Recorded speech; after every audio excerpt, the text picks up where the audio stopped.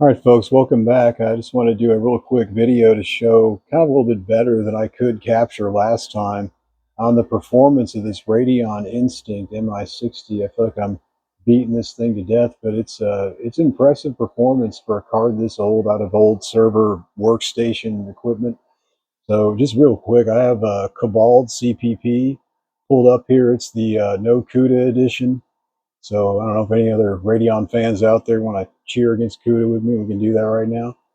And here, I'm going to go ahead and start a prompt. And so what I've loaded is you can see here, it's the GPT-OSS 20-bit Q4 model. So not the most challenging model in the world, but it does the trick to test this out. So I'm going to try a brief prompt. I'm going to tell it to warm up and go. And if you can see, it is really churning out the text. Looks like we're getting, wow, well, it doesn't indicate the tokens a second here. Either way, you can see that was generated pretty quickly. And I can show you over here doing a second generation, how it's performing based on the actual Windows interface. I do prefer HW info. It just, text is real small and hard to read. So let me do another one over here. You can see the actual influx of power usage and throughput going through it. So,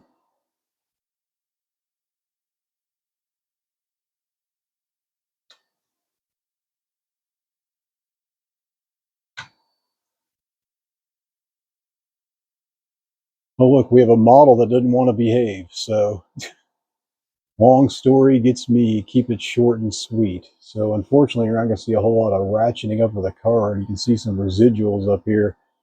But basically, the point I want to take away is, or y'all take away, is that 32 gigabytes of that HBM2 server VRAM is quite impressive. It's supposed to put up, I think it's like 1800 megahertz boost clock.